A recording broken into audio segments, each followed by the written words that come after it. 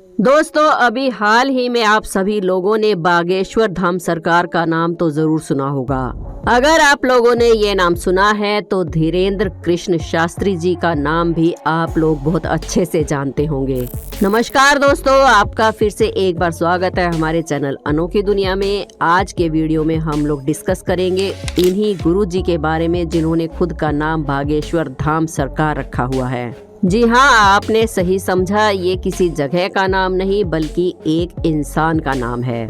Video शुरू करने से पहले आपसे रिक्वेस्ट है कि अगर अभी तक आपने हमारे चैनल अनोखी दुनिया को सब्सक्राइब नहीं किया है तो जल्दी से कर लीजिए और कमेंट्स में जय श्री राम जरूर लिखें। धीरेन्द्र कृष्ण शास्त्री ये एक ऐसे इंसान है जो कि बहुत ज्यादा रिस्पेक्ट कमा चुके हैं।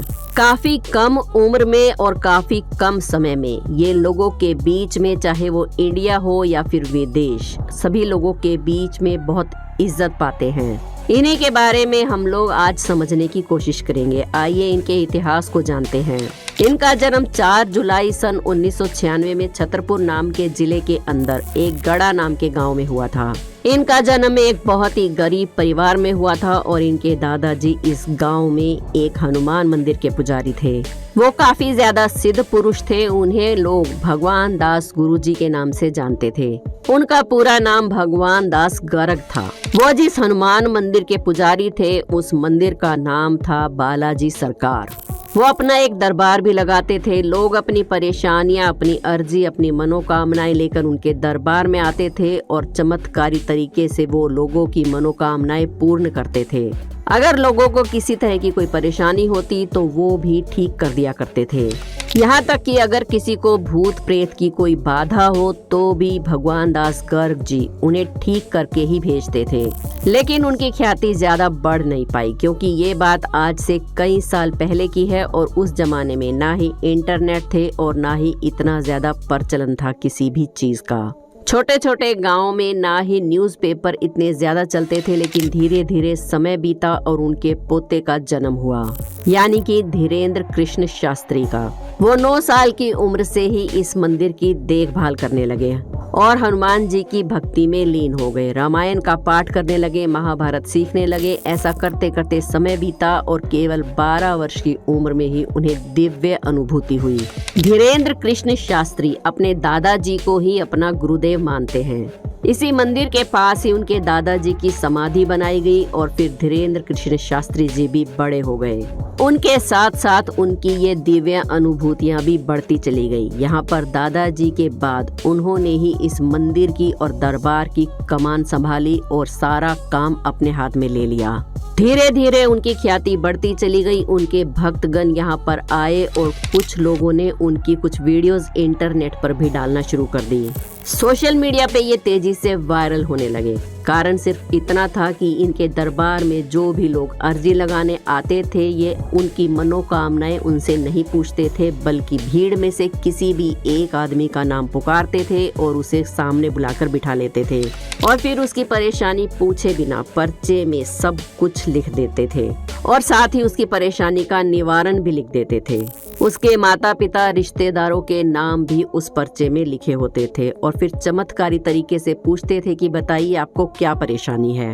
और फिर कमाल की बात यह होती थी कि उनके सामने जो पर्चा लिखा होता था उस पर उस आदमी की वही परेशानियां लिखी होती थी जो कि बाबा जी ने पहले ही लिख दी होती थी। लेकिन कमाल अभी खत्म नहीं हुआ है क्योंकि ये बाबा जी अपने दरबार में आने वाले लोगों से 1 रुपया भी नहीं लेते। यहाँ पर आने वाले लोगों की संख्या सैकड़ों में नहीं बल्कि हजारों में होती है।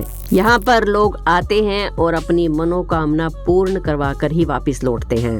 दरअसल बागेश्वर धाम सरकार जी के दरबार में आने का एक प्रोसेस है और उस प्रोसेस को आप पर्सनली सर्च भी कर सकते हैं। यहाँ पर जो लोग आते हैं एक लाल कपड़े में नारियल को लपेटते हैं और राम का नाम जपते हुए बजरंगबली जी के मंदिर की 21 बार परिक्रमा करते हैं। यहाँ पर आपको लाखों नारियल लाल कपड़े में टंगे हुए मिलेंगे।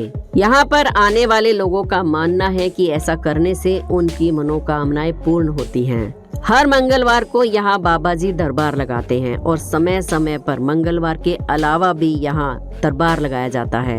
लाखों की भीड़ यहाँ पहुँचती है। गुरुदेव जी उनमें से किसी का भी नाम लेते हैं और उसकी सारी परेशानियाँ खत्म कर देते हैं। बागेश्वर धाम सरकार खुद को बजरंग बली का भक्त बताते हैं और ये कहते हैं कि बजरंग बली का सीधा सीधा आशीर्वाद उनके सिर पर है। और सिर्फ इतना ही नहीं, बाबा जी का ये भी कहना है कि एक दिव्य सैनिक हमेशा उनके साथ रहता है और किसी को भी यानी कि कोई भी भूत प्रेत या बाधा हो या कोई भी बाहरी परेशानी हो तो ये सैनिक उनके कहे अनुसार उनके सारे काम करता है और उस भक्त गण की परेशानी को ठीक कर देता है। जैसा कि हमने बताया, इनका जन्म गरीब परिवार में हुआ था, इसलिए इनकी पढ़ाई लिखाई ज्यादा नहीं हो पाई, उसमें काफी अड़चने भी आई। अपनी 8वीं तक की पढ़ाई इन्होंने गांव में ही की और फिर 12वीं तक की पढ़ाई के लिए इन्हें गांव से बाहर दूर जाना पड़ा और बीए इन्होंने प्राइवेट से की। एक तरीके से देखा जाए तो इन्होंने अपना पूरा जीवन बालाजी सरकार के मंदिर के ऊपर ही न्यौछावर कर दिया। इनकी उम्र अब 26 वर्ष की है और लोग इनके राम भजन के लिए और इनके पाठ के लिए इन्हें दूर दूर से अलग अलग शहरों में बुलाते हैं। ये अलग अलग राज्यों में राम कथा के लिए जाते हैं और उसकी मदद से जो भी पैसे इकट्ठे होते हैं बाबा जी उसका पर्सनल यूज नहीं करते बल्कि गरीब कन्याओं के विवाह में उस पैसे को लगा देते हैं। ये गरीब कन्याओं का सामूहिक विवाह करवाते हैं और उसी में सारा पैसा खर्च करते हैं। बागेश्वर सरकार धाम की तरफ से निशुल्क वृद्धाश्रम भी खोले गए हैं और अभी हाल ही में उन्होंने अपने भक्तों को आश्वासन दिया है कि वो जल्दी ही एक निशुल्क अस्पताल भी खोलेंगे। श्री बागेश्वर धाम सरकार के भक्त सिर्फ भारत में ही नहीं हैं, बल्कि हाल ही में अभी इन्हें ब्रिटेन भी बुलाया गया था। वहां पर इन्होंने सांसदों के और भारतीय समुदाय के लोगों के बीच में राम कथा का पाठ किया, जिससे वहां के लोग भी बाबा जी के सामने नतमस्तक हो गए। यहाँ पर काफी सारे ऐसे मीडिया एजेंसी वाले लोग भी आए हुए थे जो कि रिपोर्टर थे और भेष बदलकर बाबा जी के सामने पहुंचे थे। वो लोग बाबा जी के दरबार में गलत इरादे से आए थे। उन्हें लग रहा था कि बाबा जी ढोंगी बाबा हैं और वो उनकी पोल खोलने के लिए आए थे, लेकिन यकीन मानिए बाबा जी ने एक झटके में ही उन्हें पहचान लिया। और जो बड़े बड़े न्यूज रिपोर्टर बाबा जी के सामने भेष बदल कर आए थे उन्होंने बाबा जी के सामने घुटने टेक दिए और नतमस्तक हो गए। बागेश्वर धाम सरकार सचमुच में दिव्य पुरुष है या नहीं ये तो हम नहीं कह सकते, लेकिन एक बात हम स्पष्ट रूप से कह सकते हैं कि बागेश्वर धाम सरकार जी एक बहुत अच्छे इंसान, नेक दिल और संत हैं। जहाँ पर एक तरफ बहुत सारे लोग संतों का चोला पहनकर हम लोगों के बीच में घूमते हैं, जैसे कि आसाराम बापू, राम रहीम और ना जाने क्या क्या। आपको बताने की शायद हमें जरूरत नहीं, आपको सब पता ही होगा क्योंकि अब वो सब एक्सपोज हो चुके हैं, उनकी सच्चाई सबके सामने आ चुकी है। और वहीं पर बागेश्वर धाम सरकार जी बिना किसी भी फायदे के इतने बड़े बड़े काम किए जा रहे हैं, फिर चाहे वो गरीब कन्याओं का सामूहिक विवाह हो, निशुल्क वृद्धाश्रम हो या फिर फ्री हॉस्पिटल की बात ही क्यों ना हो। बागेश्वर धाम सरकार अच्छे काम करते ही जा रही हैं और शायद यही कारण है कि उनकी रिस्पेक्ट लोगों के दिलों में बढ़ती जा रही है। आप बागेश्वर धाम सरकार के बारे में क्या सोचते हैं? वो सच्चे हैं या वो भी ढोंगी बाबा हैं? हमें कमेंट्स में जरूर बताएं। वीडियो पसंद आई हो तो एक लाइक जरूर करें। हमारे चैनल अनोखी दुनिया को सब्सक्राइब करके बेल आइकन को प्रेस करना ना भूलें। कमेंट्स में जय श्री राम जरूर लिखें। कल फिर मिलेंगे एक और वीडियो में। जय श्री राम।